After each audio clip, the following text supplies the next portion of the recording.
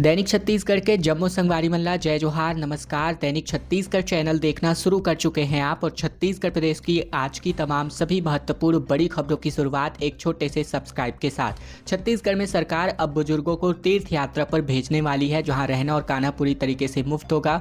सरकार जो है बुजुर्गों को अब तीर्थ यात्रा भेजने पर योजना बना रही है, जिसकी शुरुआत बीते दिन कर दी गई। जहां मुख्यमंत्री तीर्थ दर्शन यात्रा योजना के अंतर्गत सीएम विष्णुदेव साय ने इसको हरी झंडी दिखाकर रवाना किया। रायपुर के रेलवे स्टेशन से तीर्थ यात्रियों को स्पेशल ट्रेन के माध्यम से रवाना किया गया, जिसमें रायपुर, बड़ौदा, बाजार, भाटापारा जिले के 780 बुजुर्ग शामिल थे। ये बुजुर्ग देश के तीर्थ स्थलों का भ्रमण करेंगे और इसका साथ ही रहना और खाना सब कुछ फ्री में होने वाला है। योजना के लिए नए लोगों के लिए आवेदन की प्रक्रिया 27 मार्च से शुरू भी कर दी गई है, जो कि आगामी 3 अप्रैल तक चलने वाली है। मुख्यमंत्री विष्णुदेव साय ने जिस ट्रेन को रवाना किया वो तिरुपति, मदुरई और रामेश्वरम जाने वाली है। इसके अलावा जो बुजुर्ग जा रहे हैं उन्होंने कहा कि आप सभी के चेहरे पर जो खुशी है वही मेरा संतोष है।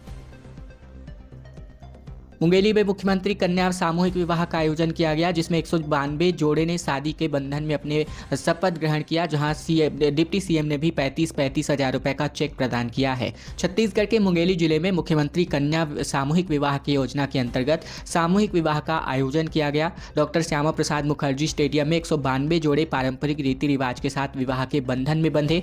कार्यक्रम में बाजे और गाजे के साथ बारात निकाली गई। स्टेडियम पहुंचने पर सभी दूल्हों का भव्य स्वागत किया गया। मुख्य अतिथि के रूप में उप मुख्यमंत्री अरुण साव पत्नी मीना साव के साथ शामिल हुए, जहां उन्होंने सभी नवविवाहित जोड़ों का आशीर्वाद दिया। प्रत्येक जोड़े के योजना के अंतर्गत 35 हजार रुपए का चेक और उपहार प्रदान किए गए। डिप्टी सीएम साहब ने कहा कि सरकार गरीब परिवारों की आर्थिक परेशानियों को कम करने के लिए प्रयास कर रही है।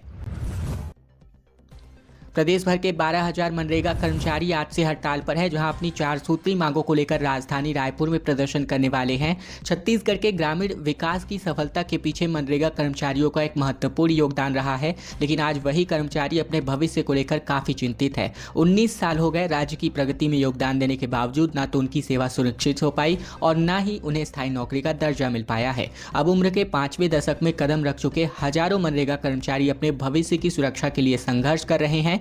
इसी कड़ी में 28 मार्च को प्रदेश भर के 12,000 से अधिक कर्मचारी रायपुर में एकत्रित होकर मुख्यमंत्री साय और उप मुख्यमंत्री पंचायत मंत्री विजय शर्मा के नाम कलेक्टर को ज्ञापन सौंपेंगे। प्रदेश भर के मनरेगा कर्मचारी काफी लंबे अरसे से सेवा स्थायीकरण और वेतन संबंधी समस्याओं को लेकर अपनी आवाज उठा रहे हैं। पिछले 5 महीने से वेतन नहीं मिलने के कारण कर्मचारी आर्थिक तंगी से जूझ रहे हैं और अब सरकार एक तरफ जहां मिले हुए नौकरी को छीनने का काम कर रही है, दूसरी ओर जिनकी नौकरी मिल चुकी है उनको वेतन देने तक का भुगतान नहीं कर पा रही है।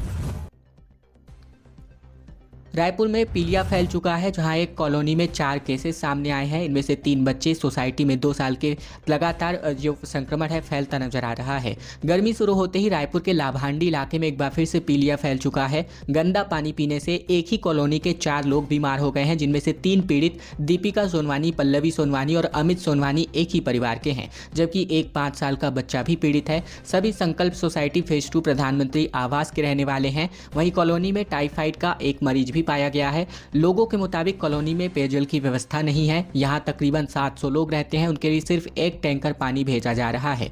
पानी नहीं मिलने के कारण लोग बोरवेल का पानी मजबूरी में पी रहे हैं। 2 साल से कॉलोनी में पीलिया फैल रहा है और एक की मौत भी हो चुकी है। वहीं पिछले साल इसमें डायरिया भी फैला था, जिसमें 100 से ज्यादा लोग अस्पताल में भर्ती हुए थे। बावजूद इसके सरकार लगातार इनको अनसुना कर रही है। कवर्धा के भोरमदेव महोत्सव में जमकर बवाल हो गया। भीड़ ने कुर्सियां तोड़ डाली। दरअसल छत्तीसगढ़ के कवर्धा में भोरमदेव महोत्सव में भीड़ बेकाबू हो गई। लोग बैरिकेटिंग तोड़ करके वीआईपी घेरे में जा घुसे और कुर्सियां तोड़ दी गईं।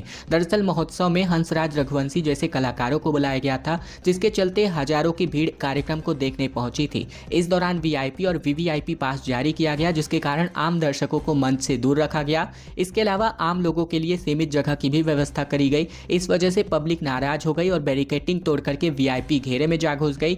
देखते ही देखते लोग कुर्सियां भी तोड़ने लगे। छत्तीसगढ़ से यूपी जाने वाली 4 ट्रेनें कैंसिल कर दी गई। 24 अप्रैल से लेकर 5 मई तक ये गाड़ियां नहीं चलने वाली हैं। छत्तीसगढ़ की दक्षिण पूर्व मध्य रेलवे बिलासपुर जोन से होकर जाने वाली तकरीबन 4 यात्री ट्रेनों को एक बार फिर कैंसिल किया गया। उत्तर प्रदेश रूट की ये 4 गाड़ियां 24 अप्रैल से लेकर 5 मई तक नहीं चलने वाली हैं। इन ट्रेनों के रद्द होने से छत्तीसगढ़ से उत्तर प्रदेश आने जाने वाले यात्रियों को परेशानियां होगी। रेलवे प्रशासन के मुताबिक गोरखपुर रेलवे स्टेशन पर नॉन इंटरलॉकिंग कार्य का काम किया जाएगा। गोरखपुर स्टेशन और गोरखपुर कैंट के बीच तीसरी रेलवे लाइन का निर्माण किया होगा, जिसकी वजह से ये काम 12 अप्रैल से लेकर 3 मई तक चलेगा। इसके पहले छत्तीसगढ़ की 36 ट्रेनें भी कैंसिल करी गई हैं। 4 से लेकर 5 अप्रैल के बीच दंतेवाड़ा अमित शाह का दौरा हो सकता है। बस्तर पंडुम में कार्यक्रम में शिरकत किया जा सकता है।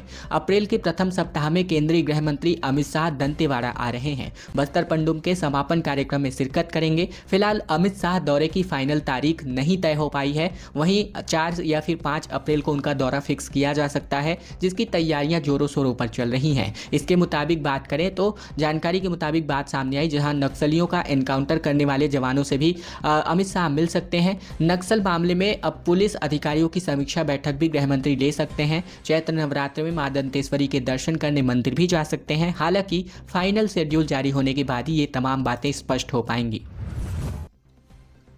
सीबीआई की छापेमारी के खिलाफ कांग्रेस का प्रदर्शन पूरे प्रदेश में देखने को मिला, जहां भूपेश बघेल ने कहा कि सरकार प्रदीप मिश्रा से मदद ले, वे मंत्र फूंकते और सौरभ चंद्राकर को भारत ले आते। छत्तीसगढ़ में भूपेश बघेल और कई बड़े नेताओं पर सीबीआई ने छापेमार कार्यवाही की है, जिसके खिलाफ कांग्रेस ने प्रदेश भर में प्रदर्शन का रुख अपनाया है।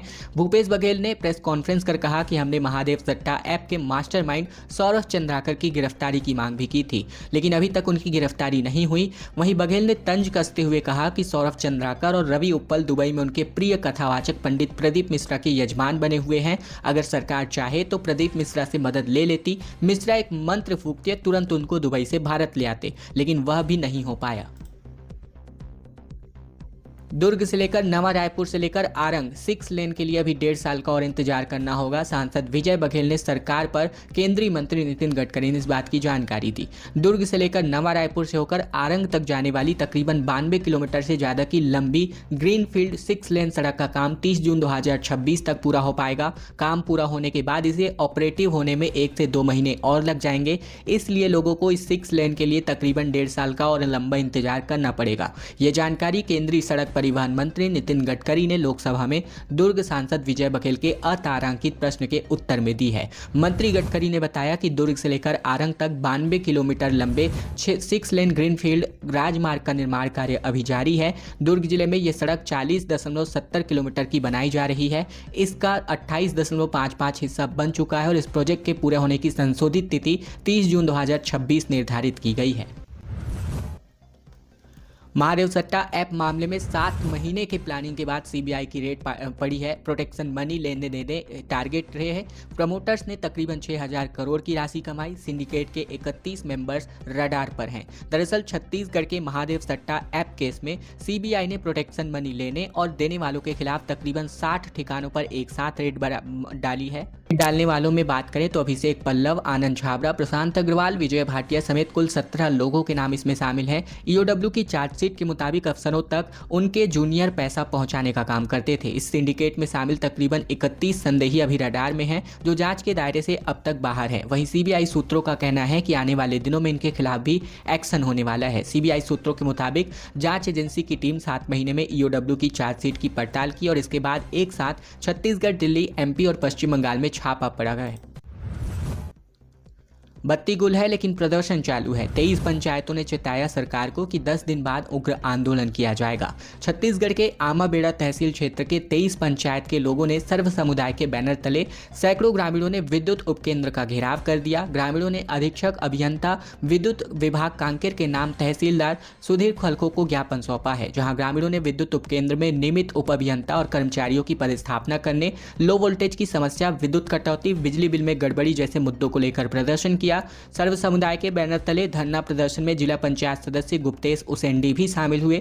उन्होंने क्षेत्र के लोगों को विद्युत व्यवस्था में विभाग द्वारा किए जा रहे भेदभावपूर्ण कार्य को बंद कर ग्रामीणों व किसानों को लो वोल्टेज और उप केंद्र में कर्मचारियों का पदस्थापना करने की मांग की। उन्होंने कहा कि 10 दिन के भीतर समस्या का समाधान नहीं किया जाता है तो उग्र आंदोलन किया जाएगा। आंगनबाड़ी केंद्रों में बच्चों को बड़ी राहत मिल चुकी है। भीषण गर्मी को देखते हुए समय में बदलाव किया गया। छत्तीसगढ़ के प्रमुख शहरों में तापमान तेजी से बढ़ रहा। मौसम विज्ञान विभाग के मुताबिक राज्य के कई हिस्सों में भीषण गर्मी पड़ रही है। आने वाले दिनों में ये तापमान में और वृद्धि की संभावना है, जिसके चलते स्कूली बच्चों को काफ़ी परेशानियों का सामना करना पड़ सकता है। खासकर आंगनबाड़ी के छोटे बच्चों को इस भीषण गर्मी में झुलस सकते हैं। वहीं झुलसने वाली गर्मी को देखते हुए छत्तीसगढ़ शासन ने आंगनबाड़ी केंद्रों के संचालन में समय में अस्थायी रूप से बदलाव किया है। 7 बजे से लेकर 11 बजे तक टाइम टेबल को फिक्स कर दिया गया है, जहां 1 अप्रैल से लेकर 30 जून 2025 तक आंगनबाड़ी केंद्रों के समय में इस प्रकार बदलाव किया गया है। जसपुर से बड़ी खबर, जहां श्रद्धालुओं से भरी पिकअप अनियंत्रित होकर पलट गई। पंडित प्रदीप मिश्रा की शिव कथा से वापस लौट रहे थे। 35 में से 24 यात्री घायल हुए हैं, जिनमें से 5 के हालात बेहद गंभीर हैं। छत्तीसगढ़ के जसपुर के कुनकुरी में पंडित प्रदीप मिश्रा की शिव महापुराण कथा में शामिल होकर वापस लौट रहे यात्रियों से भरी पिकअप अनियंत्रित होकर पलट गई। बता दें कि 5 लोग के हालात बेहद गंभीर है। वाहन में पकड़ी कछार के तकरीबन 35 लोग सवार थे और यह हादसा थाना क्षेत्र के हर्रा डांड के पास हुआ। पुलिस के अनुसार समय पर पहुंचने की जल्दबाजी की वजह से चालक ने वाहन तेज गति से चलाया, जिससे वाहन अनियंत्रित होकर पलट गया। एक जोड़े पर 50,000 रुपये खर्च लिमिट है, लेकिन सरकार ने 2 लाख रुपए इसमें खर्च किए। अफसरों ने 8 की जगह 34 लाख रुपए का सामान खरीदा। वहीं मुख्यमंत्री कन्या विवाह योजना में बड़ी गड़बड़ी का मामला उजागर हुआ है। छत्तीसगढ़ के मुख्यमंत्री कन्या विवाह योजना के अंतर्गत तकरीबन 54 लाख की गड़बड़ी का मामला सामने आ रहा है, जिसमें सिर्फ बालोद जिले में ही 25 लाख के ज़्यादा की गड़बड़ी हुई है, जहाँ 16 जोड़ों की शादी पर तकरीबन 8 लाख रुपए खर्च करने की लिमिट थी, लेकिन 33 लाख रुपए 50,000 रुपए इसमें खर्च कर दिए गए, यानी कि एक जोड़े पर तकरीबन 2 लाख से भी ज्यादा की धनराशि खर्च हुई है। इस पर गुंडरदेही से विधायक कुंवर सिंह निषाद ने कहा कि सामग्री की खरीदी में अधिकारियों और कर्मचारियों ने मिलीभगत करके घोटाला किया, जिसका मुद्दा वह विधानसभा में भी उठा चुके हैं, लेकिन अब तक कार्यवाही नहीं हुई। एक जोड़े पर 50,000 रुपए खर्च करना था, लेकिन लिमिट से 4 गुना ज्यादा पैसा यानी 2 लाख रुपए खर्च किया गया। राष्ट्रपति के दत्तक पुत्रों ने अपना विरोध प्रदर्शन किया, जहां राज्यपाल को तख्तियां दिखाई गई। छत्तीसगढ़ के सूरजपुर का यह मामला है, जहां राष्ट्रपति के दत्तक पुत्रों ने यानी पंडो जनजाति के लोगों ने अपनी मांगों को लेकर सड़क पर उतर आए और राज्यपाल रमेन डेका सरगुजा से मैनपाट के लिए रवाना हुए। जिसी दौरान पंडो जनजाति उनके रास्ते पर यानी नेशनल हाईवे 43 पर शांतिपूर्ण तरीके से प्रदर्शन करते नजर आए, जहाँ सड़क किनारे तख्तियां लेकर के खड़े रहे। पंडो जनजाति के लोग भारत पेट्रोलियम को जमीन लीज पर दिए जाने का विरोध कर रहे हैं। इनकी मांग है कि भूमि को लीज पर न दिया जाए। इसके अलावा बात करें तो लगातार ये इस भूमि को लीज पर दिए जाने की वजह से अपने अधिकारों का हनन महसूस कर रहे हैं। रायपुर पुलिस की बड़ी कार्यवाही देखने को मिली, जहां 101 म्यूल अकाउंट धारक जो है गिरफ्तार किए गए। आरोपियों के खातों से 1 करोड़ 6 लाख रुपए होल्ड भी किए गए। म्यूल अकाउंट मामले में पुलिस ने बड़ी कार्यवाही करते हुए तकरीबन 101 लोगों को गिरफ्तार किया है। रायपुर रेंज के आईजी अमरेश मिश्रा ने निर्देश पर साइबर रेंज और रायपुर पुलिस के संयुक्त कार्यवाही में म्यूल अकाउंट धारकों को अलग अलग जगहों से पकड़ा, जिनमें से तकरीबन 98 आरोपियों की गिरफ्तारी पहले की जा चुकी है। बता दें कि पुलिस ने हाल ही में तकरीबन 250 म्यूल अकाउंट धारकों के खिलाफ FIR दर्ज की थी। जांच में तकरीबन 1.5 करोड़ रुपए के लेनदेन की जानकारी मिली है। रायपुर में SI और ASI समेत तकरीबन 121 पुलिस वालों का तबादला हुआ है। बता दें कि यहां रायपुर में पुलिस विभाग ने एक बड़ी कार्यवाही को अंजाम दिया, जहां एक साथ तकरीबन 121 पुलिस कर्मचारियों के ट्रांसफर हुए, जिसमें sub inspector, assistant sub inspector और हेड कांस्टेबल और कांस्टेबल शामिल है। ये ट्रांसफर लिस्ट ASSP लाल उमेश सिंह ने जारी किया। जारी ट्रांसफर लिस्ट में 6 उप निरीक्षक, 23 सहायक उप निरीक्षक, 13 प्रधान आरक्षक और 79 आरक्षकों के नाम शामिल हैं।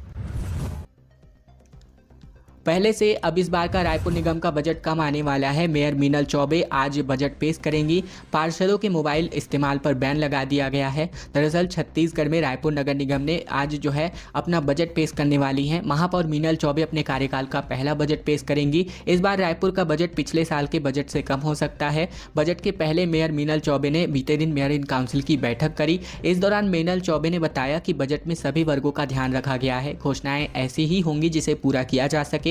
ऐसे में बजट पिछले बार से कम होने का ही अनुमान है। सामान्य सभा में बीच सदन में पार्षदों के मोबाइल चलाने पर बैन रहने वाला है।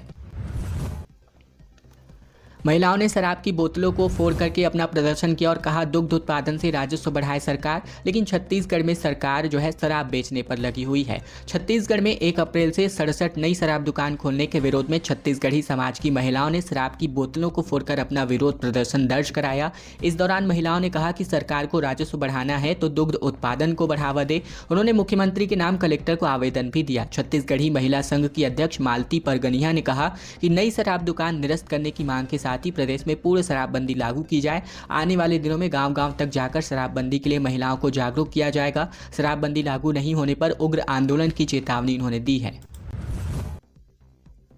भूपेश बघेल ने कहा कि महादेव ऐप संचालकों के संबंध बीजेपी नेताओं से कहा, मामले में सबसे ज्यादा कार्यवाही कांग्रेस ने की। छत्तीसगढ़ में सीबीआई की कार्यवाही और महादेव सट्टा ऐप मामले को लेकर पूर्व मुख्यमंत्री भूपेश बघेल ने रायपुर के राजीव भवन में आयोजित प्रेस कॉन्फ्रेंस में केंद्र सरकार और भाजपा सरकार पर जमकर हल्ला बोला। भूपेश बघेल ने कहा कि महादेव सट्टा ऐप का मामला 2022 में सामने आया था, जिसके बाद से कांग्रेस सरकार ने सख्त कदम उठाए थे। उन्होंने बताया कि इस मामले में 200 से अधिक गिरफ्तारियां हुई थी, 2000 से ज्यादा बैंक खाते सीज किए गए और 160 से अधिक मोबाइल की जब्त की गई। उन्होंने कहा कि छत्तीसगढ़ की कांग्रेस सरकार मार्च 2022 में ऑनलाइन सट्टेबाजी पर शिकंजा कसने एक भी विधेयक लेकर आए थे।